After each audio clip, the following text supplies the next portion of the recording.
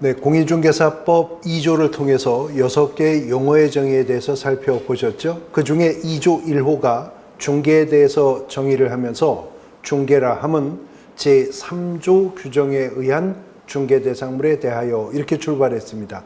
바로 이어지는 3조가 중개대상물의 범위를 정하게 될 것을 언급하고 있었죠. 그래서 이제 37페이지에 보시면 3절은 중개대상물의 범위입니다. 공인중개사법 3조 조문이 나오죠. 그 공인중개사법 3조가 중개대상물의 범위에 대해서 정하게 되는데 공인중개사법 3조는요. 조문이 1호, 2호, 3호까지 규정되어 있네요. 그 중에 3조 1호가 토지라고 했습니다. 그리고 3조 2호가 건축물, 그 밖의 건축물, 그 밖의 토지의 정착물이라고 했고요. 이어지는 공인중개사법 3조 3호가 그 밖에 대통령령이 정하는 재산권 및 물건 이렇게 여운을 남기면서 끝납니다. 그러니까 공인중개사법 3조는요. 토지가 중개대상물이고 건축물 그 밖에 토지의 정착물이 중개대상물이며 나머지는 시행령에게 위임을 하니 시행령이 정할 것입니다. 그 말 하는 거죠. 그래서 공인중개사법 시행령 2조가 법 3조 3호의 위임을 받아 다시 또 중개대상물의 범위를 정하는 것입니다. 그래서 37페이지 맨 밑에 보시면 02조가 법 3조와 조문의 제목이 같죠. 중개대상물의 범위라고 하고 그 말 하네요. 법 제3조 3호에 따른 중개대상물은 다음 각호와 같다. 그래서 첫 번째, 임목에 관한 법률에 따르는 임목이 중개대상물이며 공장 및 광업재단 저당법에 따르는 공장, 재단 및 광업재단이 중개대상물이 된다라고 정했습니다. 이제 공인중개사 법령이 정한 중개대상물의 범위가 확정이 되었는데 법이 3조를 통해서 직접 정한 중개대상물이 토지, 건축물 그 밖의 토지의 정착물, 법의 위임을 받아 시행령으로 정한 중개대상물이 임목, 공장재단, 광업재단인 겁니다. 이것이 이제 공인중개사 법령이 정하는 중개대상물의 범위가 되는 것인데요. 공인중개사 법령이 정한 중개대상물의 범위를 비교하여 살펴보면 법률이 직접 정한 중개대상물이 토지, 건축물 그 밖의 토지의 정착물이라 하는데 이거 어디서 많이 들어본 표현이죠? 민법을 조금 보셨다면 말입니다. 민법은 권리의 주체를 사람이라고 한다고 했었죠. 권리의 주체인 사람은 법인과 자연인으로 구분된다고 했습니다. 그건 권리의 주체가 그렇고요. 민법에서 권리의 객체가 바로 물건이라는 거죠. 근데 권리의 객체인 물건은 다시 양분이 됩니다. 어떻게요? 동산과 부동산으로 양분이 되죠. 그리고 민법은 동산이 무엇이고 부동산이 무엇인지를 직접 규정하고 있습니다. 민법 99조에 따르면 토지 및 그 정착물은 부동산이다. 그리고 동산에 대해서는 부동산이 아닌 물건은 동산이라는 거죠. 그래서 토지 및 그 정착물이 부동산이고 부동산 아닌 물건은 다 동산이라는 겁니다. 민법이 토지 및 그 정착물을 부동산이라 했고 공인중개사법 3조 1호와 2호가 토지, 건축물 그 밖의 토지의 정착물, 결국 민법이 말하는 부동산의 개념을 분설한 것에 불과하죠.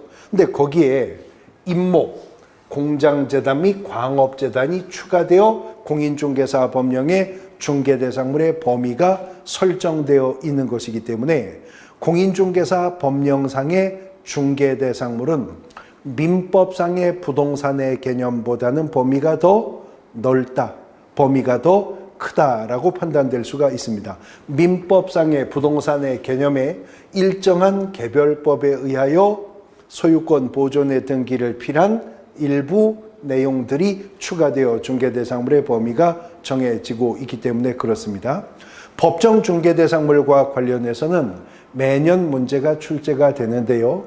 강론으로 들어가서 하나하나 개별적인 중개 대상물의 개념이나 특징을 묻는 문제도 출제가 되고 본법이 정한 중개 대상물인가 아닌가 여부를 판단하고 구분할 수 있느냐 하는 것을 묻는 문제도 자주 출제가 되는데 역대 기출문제에서 기출되었었던 지문 중에 반복적으로 자주 기출되었었던 몇 가지 표현들 통해서 중개대상물의 범위 여부를 판단해 보도록 할 겁니다. 임목공장재단, 광업재단 중개대상물인데요. 어업재단이라고 하는 게 출제가 된 적이 있었고요. 또 항만운송재단, 지금은 항만운송사업재단이라고 합니다. 이런 것들이 시험문제 지문에서 몇 차례 출제가 된 적이 있어요. 근데 공장재단이든 광업재단이든 어업재단이든 항만운송사업재단이든 다 어떤 특정한 개별법에 의하여 일체화되어 소유권 보존에 등기가 되었다는 점은 같습니다. 그런데 광업재단, 공장재단은 중개대상물인데 어업재단이나 항만운송사업재단은 중개대상물이 아닌 것이죠. 무슨 차이가 있느냐? 아주 단순한 차이예요. 공장재단과 광업재단은 공인중개사법이 정한 것이고 어업재단과 항만운송사업재단은 우리 공인중개사 법령이 정하지 않았다는 차이점일 뿐입니다. 우리가 이러한 것들을 일컬어서 법정 중개대상물이라고 부른다고 했었잖아요. 법정이라고 하는 말은 법이 정했다 그 말인 것이거든요. 광업재단, 공장재단은 우리 공인중개사법이 중개대상물로 정했기 때문에 중개대상물이 되는 것이고 어업재단과 항만운송사업재단은 공인중개사 법령이 정하지 않은 것이기 때문에 중개대상물이 아니라는 것입니다. 그런데 이 공장재단이라고 하는 것은 어떤 공장을 구성하고 있는 일단의 기업용 재산들이 있겠죠. 공장 부지, 공장 건물 이런 부동산은 물론이고 공업 소유권 같은 무채재산권들, 특허권, 실용신앙권 이런 것도 그 공장의 구성 요소가 될 수 있죠. 또 공장의 각종 기계, 기구, 전주, 전선, 배치, 제관, 차량, 선박 이런 것들 다 공장을 구성하는 하나의 구성 요소들일 겁니다. 이런 어떤 공장을 구성하는 일단의 기업용 재산들을 하나로 묶어 일체화하여 소유권 보존에 등기를 필요한 것이 공장재단입니다. 그리고 광업재단이란 표현 그대로 어떤 광산을 구성하는 일단의 기업용 재산들을 하나로 묶어 일체화하여 소유권 보존에 등기를 필요한 것을 광업재단이라고 합니다. 그래서 공장재단을 구성하는 요소 중에는 공업소유권이라고 하는 것도 있는 것이고요. 광업재단을 구성하는 요소 중에는 광업재단이란 광산을 구성하는 일단의 기업용 재산들이 하나로 묶여 일체화되어 소유권 보존에 등기를 필요한 것이 광업재단이니 당연히 그 기초로는 광물을 채굴 취득할 수 있는 권리인 광업권이라고 하는 것이 광업재단을 구성하는 핵심이 되는 요소가 되겠죠. 문제는 출제자가 무엇을 묻는가를 지문 속에서 유의해 판별하셔야 되는데요. 공업소유권이 속해 있는 공장재단은 독립한 본법상의 중개대상물이다. OX? O입니다. 그런데 공장재단을 구성하는 공업소유권은 독립한 본법상 중개대상이다? 아니라는 거죠. 공장재단으로 일체화되었을 때 그 재단이 하나의 중개대상물이 되는 것일 뿐입니다. 같은 논리로 광업권이 속해 있는 광업재단은 독립한 본법상의 중개의 대상이다. 그 말은 맞지만 광업재단을 구성하는 광업권은 독립한 본법상의 중개의 대상이다? 아니라는 거죠. 재단으로 묶였을 때 일체화되어서 하나의 중개의 대상이 된다는 것입니다. 그 다음 준부동산이 중개대상물이 되느냐라고 하는 것이 몇 번 또 출제가 된 적이 있었거든요. 그런데 이 준부동산이라고 하는 표현 자체가 법률적인 개념이 아닌 거죠. 법률상으로는 이런 개념이 존재할 수가 없는 것이 앞서 민법이 토지 및 그 정착물을 부동산이라고 한다고 했어요. 그리고 부동산이 아닌 물건은 동산이라고 했어요. 그러면 권리의 객체인 물건은 동산이 아니면 부동산이고 부동산이 아니면 동산인 거지, 이것도 아니고 저것도 아닌 개념은 존재할 수가 없는 것이잖아요. 적어도 법률상으로는요. 그런데 권리의 객체인 물건이 동산이냐 부동산이냐에 따라 그 공시 방법이 다르죠. 부동산은 등기가 공시의 방법이 되는 것이죠. 그러나 동산은 점유가 공시의 방법이 되는 것입니다. 그런데 법률상의 관점에서는 권리의 객체 중 동산인 것이 분명한데, 자동차, 선박, 항공기, 건설 장비, 중기 같은 것들, 이런 것들은 법률상으로는 분명히 동산인 것이지만 마치 토지나 건물과 같은 등기 등록의 공시 방법들을 갖추고 있죠. 우리가 중고차 매매할 때요, 차값 받고 차키를 넘겨준다고 소유권이 이전되지 않잖아요. 자동차 등록증상에 소유 명의 이전이 있어야 되는 것이죠. 그래서 이런 것들을 호칭하여 준부동산이라 하는 것이지만, 이러한 것은 권리의 객체로서는 동산에 불과한 것이고 공인중개사법상 중개의 대상이 아닌 것들이라는 겁니다. 그런데 여러분들이 본법상의 중개대상물인 것과 중개대상물이 아닌 것을 구별하실 수 있어야 하는 것은 물론인데, 왜 이 구별이 필요한가에 대한 이해를 바탕으로 구분을 하셔야 출제되는 문제에서 엉뚱한 오해를 하지 않을 수가 있습니다. 자, 예를 들어 공인중개사인 개업공인중개사가요, 자동차 중개를 업으로 할 수 있나요? 할 수 있는 거예요. 부칙상의 개업공인중개사가 선박 중개를 업으로 할 수 있느냐? 할 수 있는 겁니다. 지금 무슨 말이냐면, 공인중개사법이 중개대상물의 범위를 정하고 있는 이유는요, 개업공인중개사, 중개사무소 개설 등록을 한 자는 오직 이것만 중개를 업으로 행할 수 있다, 그 말 하려고 중개대상물의 범위를 정하는 것이 아니라 적어도 이것만큼은 토지, 건물, 토지의 정착물, 임목, 공장재단, 광업재단만큼은 개설 등록을 한 자, 개업공인중개사만 적법하게 중개를 업으로 행할 수 있다. 그 말 하려고 중개대상물의 범위가 정해지는 거지, 개업공인중개사는 이것만 중개를 업으로 행할 수 있다, 그 말 하려고 중개대상물의 범위가 정해지는 것이 아니라는 거죠. 그러니까 예를 들어서 공인중개사인 개업공인중개사가요, 대형 중고차 매매단지 근처에서 부동산 중개업을 하면서 겸업으로 중고차 매매 거래 알선도 함께 업으로 한다. 얼마든지 할 수 있는 것이죠. 왜냐하면 대한민국 국민은 직업 선택의 자유가 있으니까. 중개사무소 개설 등록을 했다면 부동산 중개업을 적법하게 행할 수 있게 된 거지, 그렇다고 등록을 한 자는 부동산 중개업만 해야 되는 것은 아니기 때문입니다. 부칙상의 개업공인중개사가요,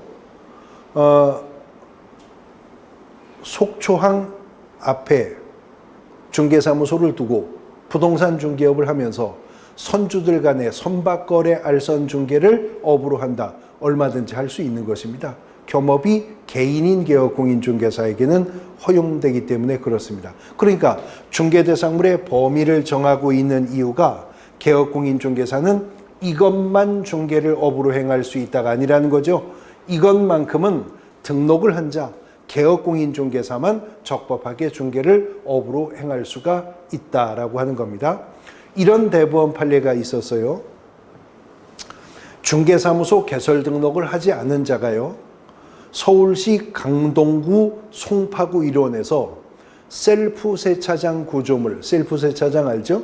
셀프 세차장 구조물의 거래 알선을 업으로 행하다가 행정기관으로부터 무등록 중개업을 했다라는 판단하에 형사고발당한 사건이었거든요. 근데 최종적으로 대법원이 뭐라고 판시를 했냐면 셀프 세차장 구조물은 주벽이라고 할 만한 것도 없고 볼트 조립 방식이어서 볼트만 풀러버리면 토지로부터 분리하여 이동도 가능한 것이기 때문에 셀프 세차장 구조물은 건축물이라고 하기는 커녕 토지의 정착물이라고 하기에도 부족함이 있다는 거죠. 공인중개사 법이 정한 중개대상물이 아니라는 겁니다. 그러면 그자가 공인중개사 자격 없고 중개사무소 개설 등록 안 한 상태에서 그것을 중개를 업으로 행하거나 말거나 공인중개사법에 저촉되는 문제는 없다. 무죄 판결 나오는 겁니다. 그 판결 수 있는 것은 개업공인중개사가 이것만 중개를 업으로 행해야 된다는 게 아니라는 거죠. 이것만큼은 개업공인중개사만 적법하게 중개를 업으로 행할 수가 있다라고 하는 것입니다. 그러면 중개사무소 개설 등록을 한 자라면 토지건물 임목공장재단, 광업재단은 무조건 다 중개할 수 있느냐? 그렇지는 않을 것이라는 거죠. 그 중개대상물의 특징을 갖추고 있는 물건이라 하더라도 첫 번째는 그 물건이 사건의 대상이 되는 물건이어야 개업공인중개사는 중개할 수가 있을 것입니다. 그것이 사건의 대상이어야 한다는 별도의 요건이 공인중개사법에 입법되어 있는 것은 아니에요. 그러나 공인중개사법 2조 1호가 말하기를 중개는 이러한 중개 대상 물에 대하여 거래 당사자 간의 권리득실 변경을 알선하는 것이 중개라고 했었잖아요. 그러면 그 물건이 거래가 가능해야 알선을 해보거나 말거나 하겠죠. 거래가 불가능한 물건이라면 개업공인중개사는 알선할 수 없습니다. 거래가 가능하려면 당연히 사건의 대상이 되는 물건이어야죠. 그러므로 토지에 정착되어 있는 건축물이라 하더라도 청와대, 춘추관, 세종 정부종합청사 아니면 무량수전, 경복궁 이런 것들은요, 그거 다 토지에 정착되어 있는 건물이지만 사건의 대상이 되지 않는 거래가 가능한 물건이 아니기 때문에 중개할 수가 없는 것이죠. 그 다음에 두 번째는 그 물건이 사건의 대상이 된다 하더라도 개업공인중개사의 중개가 개입이 가능한 경우여야 할 것입니다. 중개 개입 가능 여지가 있어야 한다는 거죠. 개인 상가 건물은 사건의 대상인 건물입니다. 거래가 가능한 건물입니다. 그러나 그 상가 건물에 상속을 중개할 수 있나요? 중개할 수 없죠. 상속은 피상속인이 사망하는 그 순간 물권 변동이 발생하니까 개업공인중개사의 알선이 개입될 여지가 없는 것이니까요. 문제는 출제되는 지문에서 출제자의 의도를 명확하게 파악하셔야 되는데 아주 작은 표현의 차이로 완전히 의미가 바뀔 수 있기 때문에 유의하셔야 됩니다. 건물의 상속은 개업공인중개사가 알선할 수 없는 거예요. 상속은 알선이 개입될 여지가 없는 거니까. 근데 몇 해 전 이런 지문이 출제가 되었어요. 상속된 건물 이렇게 지문이 나왔습니다. 개업공인중개사가 중개할 수 있을까요? 무슨 상관입니까? 상속받은 건물이든 경매로 낙찰받은 건물이든 증여받은 건물이든 매매로 매수한 건물이든 그 사람이 무슨 사연으로 지금 그 건물의 소유권을 취득하게 되었는지까지 개업공인중개사가 알 필요는 없잖아요. 그러므로 건물의 상속은 알선할 수 없지만 상속된 건물은 알선할 수 있는 거죠. 전혀 다른 뜻이잖아요. 같은 논리로 건물의 유치권 성립은 알선할 수 없지만 유치권이 성립된 건물을 알선할 수는 있는 것이죠. 임야의 분묘기지권 설정을 알선할 수는 없지만 분묘기지권 설정된 임야를 알선할 수는 있는 것이잖아요. 토지의 법정지상권 성립을 알선할 수는 없어도 법정지상권 성립된 토지를 물었다면 그건 알선할 수 있는 겁니다. 그 말이 아닌데 지문 속에서 그 말같이 오해가 생기면서 잘못 판단될 수 있기 때문에 유의하셔야 됩니다. 그 중개대상물이 사건의 대상이 되고 실질적인 중개가 개입이 가능할 때 비로소 개업공인중개사는 그 물건을 중개할 수가 있다는 겁니다. 이제 강론으로 들어가서 하나하나 중개대상물의 개별적인 특징에 대해서 살펴볼 건데요. 1, 2월 과정에서는 개별적인 개념 이해 정도까지만 들어가고 더 깊이는 안 들어갈 겁니다. 먼저 첫 번째, 토지가 중개대상물이 된다라고 합니다. 토지라고도 하고 우리가 일반적으로 땅이라고도 하고 대지라고도 하죠. 공인중개사법은 부동산 중개와 관련한 기본법이기 때문에 제일 먼저 토지를 중개대상물로 정했어요. 근데 부동산 학개론 시간에 이 토지의 특성에 대해서 공부를 하시게 됩니다. 부단성, 부증성, 연속성 이런 것들 말입니다. 토지라고 하는 것은 지구 전체가 하나의 덩어리인 거죠. 지표상으로. 바닷물 밑으로도 땅은 계속 연결되어 있죠. 근데 이렇게 연속되어 있는 토지에 대해서 사람이 소유의 개념을 가지고 구분하고 구획하여 네 땅, 내 땅 나눌 때 토지를 구분하는 법률상의 단위가 뭐죠? 필입니다. 필. 그래서 토지는 필지 단위로 구획하여 소유권의 범위를 정하는 거죠. 필지 단위로 지번이 부여되는 거죠. 또 공시법 시간에 일필 일목의 원칙 이런 표현도 공부하실 건데 토지는 저 필지마다 하나의 지목이 부여되는 겁니다. 이제 우리 공인중개사법의 관점에서 문제가 될 것은 그렇다면 한 필지의 어느 일부분이 한 필지의 어느 일부분이 공인중개사법상 독립한 중개 대상이 될 수가 있겠는가 하는 것이 문제가 될 수 있는데요. 분필하지 않은 한 필의 어느 한 부분만을 매매하여 소유권 이전할 수 있나요? 안 되죠. 분할을 해야죠. 토지 분필해야죠. 한 필의 어느 한 부분에만 저당권 설정할 수 있나요? 안 됩니다. 담보권 필 단위로 설정하는 겁니다. 그런데 중개라고 하는 것은 법정 중개 대상물에 대해서 이미 배우셨는데 거래 당사자 간에 매매 교환만 알선하는 거 아니에요. 매매 교환 임대차 그 밖의 권리의 득실 변경을 알선하는 것이라고 했습니다. 임대차는 개업공인중개사가 알선할 수 있는 권리임은 이미 본법이 나열하여 언급하고 있었잖아요. 그러면 한 필지의 토지 소유자가 토지 분할하지 않은 한 필의 어느 한 부분만을 목적물 삼아 타인에게 사용 수익해 하고 그 대가로서 차임을 받기로 하는 합의, 약정, 임대차 계약 체결할 수 있죠. 거기에 개업공인중개사의 알선이 개입될 수 있습니다. 비록 한 필의 어느 한 부분이라도 지상권을 설정할 수는 있는 거죠. 그러므로 알선하는 권리 득실 변경의 내용이 무엇이냐에 따라 달라질 수 있겠지만 임대차나 용익권 설정의 목적일 경우라면 분필하지 않은 한 필의 일부분도 독립한 공인중개사법상의 중개의 대상이 될 수가 있다는 것을 알 수가 있죠. 단 그 한 필의 일부가 분필이 있지 않는 한, 분할이 되지 않는 한 소유권 이전이나 저당권 설정 등의 목적이 될 수는 없게 될 것입니다. 두 번째, 건축물 그 밖의 토지의 정착물이 중개 대상물이 된다라고 했습니다.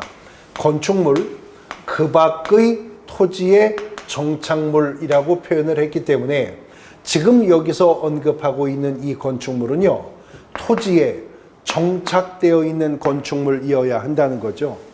토지에 정착이 되었다는 것은 용도를 해하지 않고는 이동이 불가능하거나 상당한 동력을 가진 장비를 동원하지 않고는 이동이 심히 곤란한 상태에 있을 때 이것을 토지에 정착되었다라고 판단하거든요. 이런 토지에 정착되어 있는 건물이 중개대상물이 됩니다. 토지에 정착이 되어 있는 건물이라면 미등기 건물이든 무허가 건물이든 다 공인중개사법상의 중개 대상이 된다는 거죠. 그러므로 공인중개사법에서 말하는 중개 대상물인 건축물이란 건축법상의 건물로만 범위가 제한되는 것이 아니라 민법상의 건물로 그 개념이 확장이 된다는 겁니다.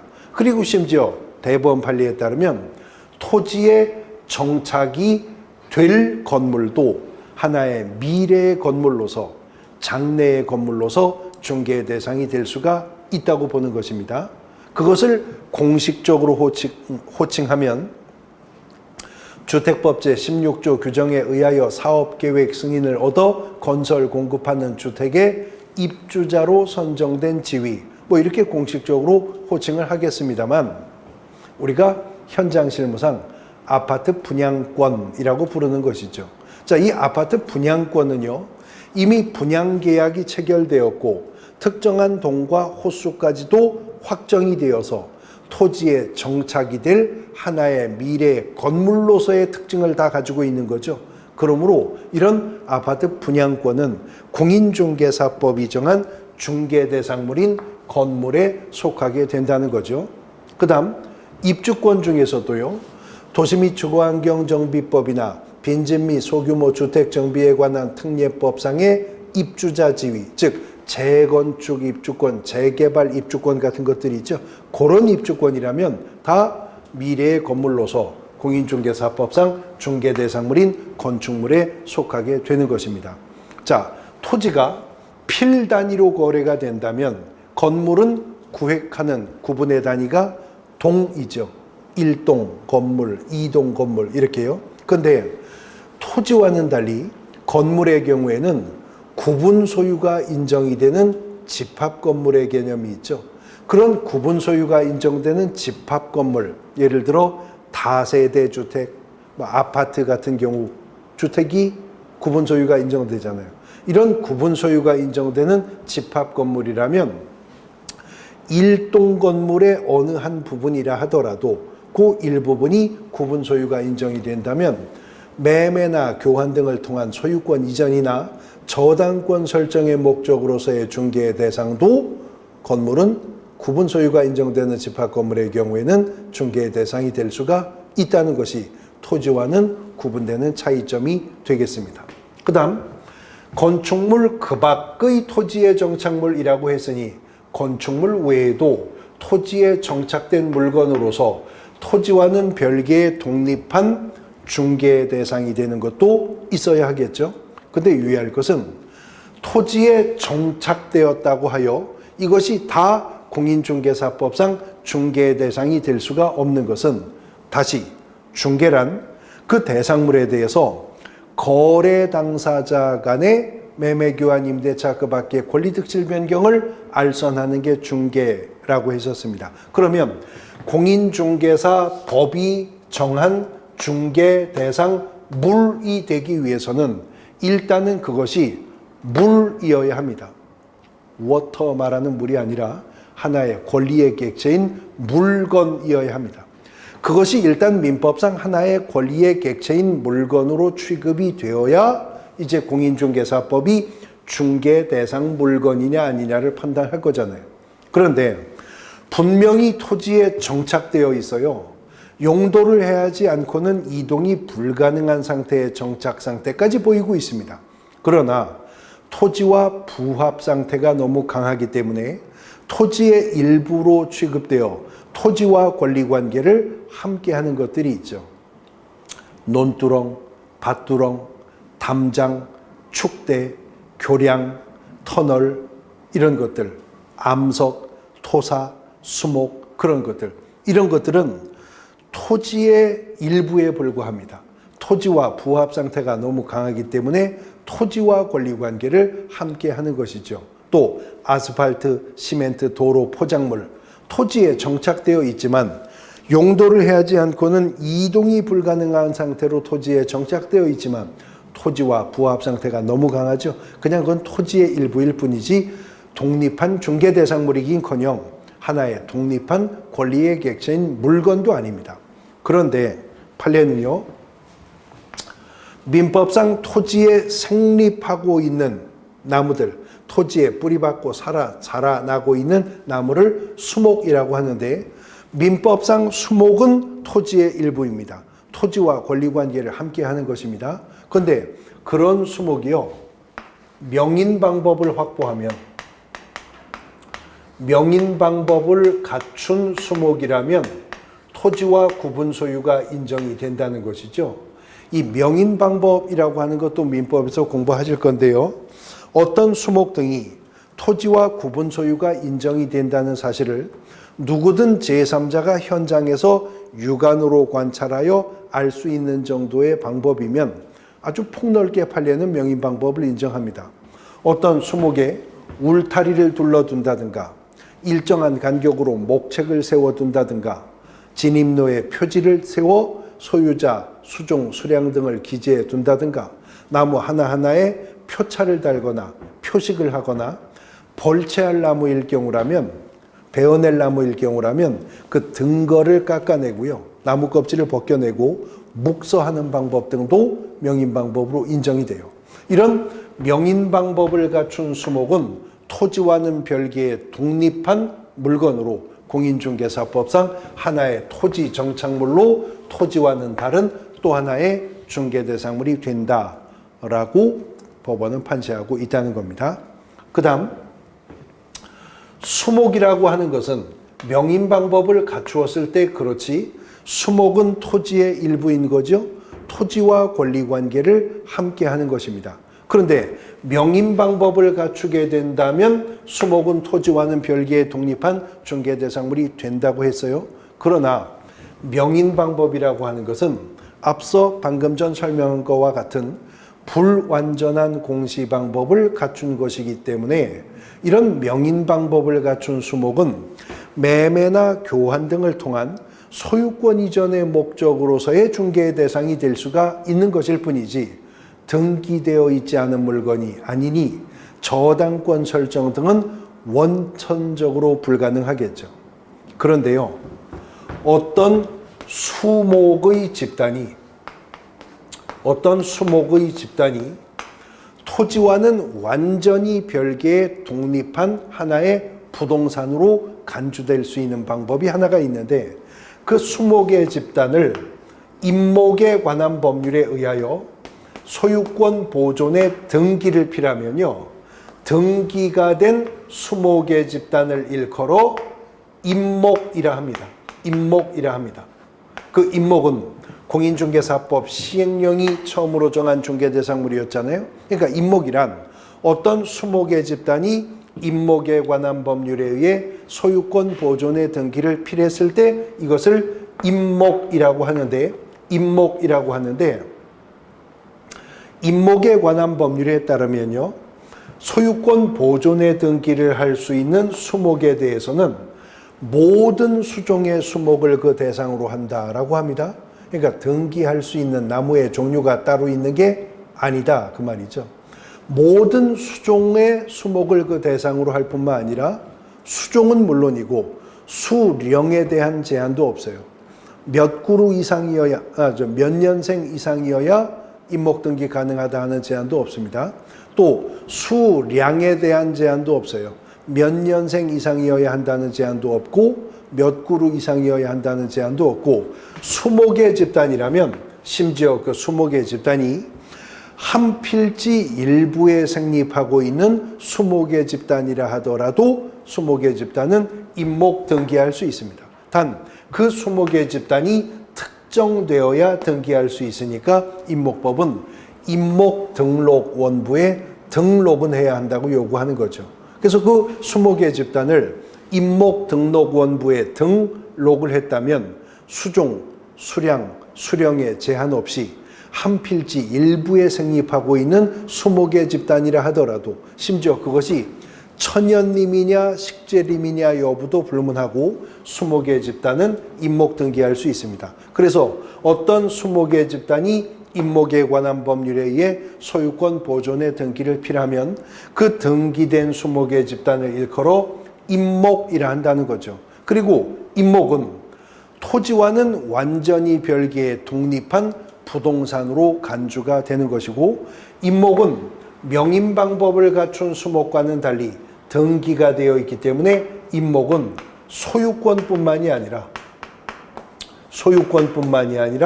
저당권의 목적이 될 수도 있다는 겁니다. 그러면 임목의 저당권을 설정할 때 우리가 민법에서 공부하는, 부동산 등기법에서 공부하는 토지 건물의 저당권 설정과는 다른 특칙 등이 임목법에 있다면 그런 부분들이 문제로 출제될 수 있겠죠. 그 세부적인 부분들은 이제 3, 4월 과정에서 조금 더 심화해 살펴볼 때 내용 살펴볼 거고요. 어쨌든 임목은 소유권뿐만 아니라 저당권의 목적이 되는 하나의 독립한 부동산이 된다.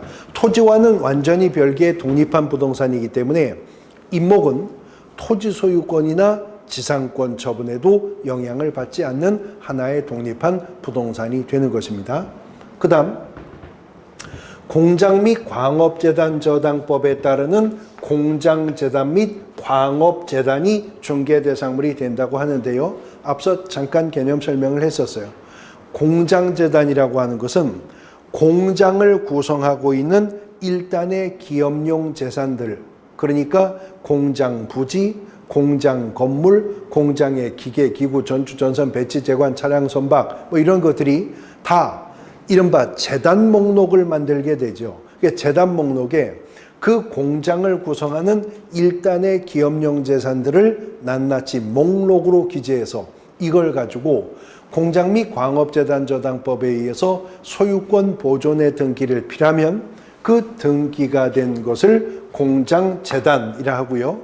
광업재단이란 광산을 구성하고 있는 일단의 기업용 재산들, 그래서 광물을 채굴 취득할 수 있는 권리인 광업권을 기초로 해서 그 광산을 구성하는 모든 기업용 재산들이 다 목록으로 기재되어 일체화되어 소유권 보존의 등기를 필요하면 그것을 광업재단이라고 하는데, 이런 공장재단과 그러한 광업재단은 이를 각각 한 개의 부동산으로 한다는 겁니다. 공장재단 전체가 한 개의 부동산, 광업재단 전체가 한 개의 부동산으로 간주가 된다는 것이죠. 그러니까 민법의 일물일권주의 원칙을 공장 및 광업재단 저당법이 특별법적 지위에서 잠시 깨고 수물일권을 인정해 준다는 거죠. 공장재단이, 광업재단이 각각 한 개의 부동산으로 간주가 되는 것이기 때문에 공장재단과 광업재단은 재단 하나가 하나의 부동산입니다. 그렇게 해서 이 재단의 소유권이, 재단의 저당권이 설정 이전되게 된다는 것이죠. 그래서 재단의 소유권을 이전하게 되면 그 공장재단에 속해 있는 공장, 토지, 건물, 기계, 기구, 전주, 전선, 배치, 제관 다 일괄적으로 소유권 이전되는 거고, 재단에다가 저당권을 설정하면 그 재단 목록에 기재되어 있는 모든 물건의 저당권의 효력이 미치게 된다는 겁니다. 우리 민법상으로는요, 토지와 지상 건물은 각각이 별개의 권리의 객체인 물건입니다. 그래서 지상 건물에만 저당권을 설정했다면 건물에 설정된 저당권의 효력은 토지에 미치지 않죠. 토지에만 저당권을 설정했다면 토지에 설정된 저당권의 효력이 건물에 미치지는 않는 거죠. 민법상 토지와 건물은 별개의 독립한 권리의 객체인 물건들이니까요. 그런데 재단에다가 저당권을 설정하면 재단에 설정된 저당권의 효력은 그 재단에 속한 수필지의 공장 부지, 수동의 공장 건물은 물론이고, 심지어 재단에 설정된 저당권의 효력은 재단 목록에 있는 기계에도 기구에도 배치재관, 차량, 선박, 공업소유권에도 다 저당권 효력이 미치게 된다는 겁니다. 그러면 공장 소유자가 단지 공장 부지만을 담보로, 단지 공장 건물만을 담보로 하여 자금을 확보하는 것보다 담보 가치가 훨씬 높아지니까 자금 확보가 용이해지겠죠. 그게 이 법을 만든 목적이에요. 자금 확보를 용이하게 하기 위해서 민법의 일물일권주의 원칙을 깨고 수물일권을 인정해 준다는 거죠. 그러나 그러한 일물일권주의 원칙을 필요에 의해 잠시 깨는 거기 때문에 항상성이 있는 건 아닙니다. 그래서 공장재단, 광업재단에는 저당권을 설정할 수 있다고 했죠.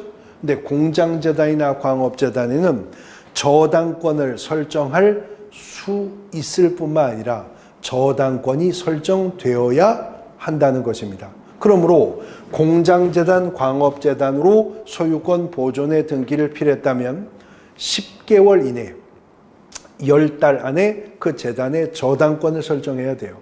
공장재단으로, 광업재단으로 소유권 보존의 등기를 필요해 놓고도 10달이 지나도록 그 재단의 저당권을 설정하지 않으면 그 재단은 소멸하는 겁니다.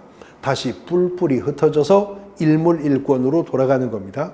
그런데 공장재단 또는 광업재단으로 소유권 보존의 등기를 필요하고 10개월 이내 그 재단에다가 저당권을 설정하면 재단에 설정된 저당권의 효력은 재단 목록에 기록된 모든 물건에 저당권 효력이 미친다고 했어요.